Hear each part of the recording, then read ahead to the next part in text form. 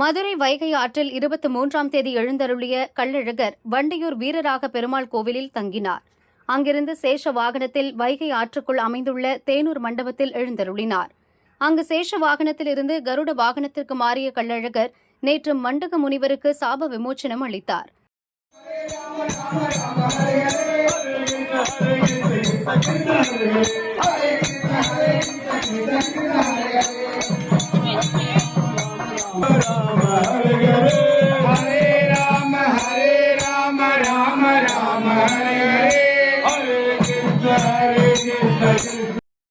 இரவு ராமராயர் மண்டபத்தில் கள்ளழகரின் தசாவதார நிகழ்ச்சி விமரிசையாக நடைபெற்றது. மச்ச, கூர்ம, வாமன, முத்தங்கி, கிருஷ்ண, ராம அவதாரங்களில் விடிய விடிய அருள் பாலித்தார். அதிகாலையில் மோகினி அலங்காரத்தில் எழுந்தருளிய கள்ளழகரை ஏராளமான பக்தர்கள் தரிசனம் செய்தனர்.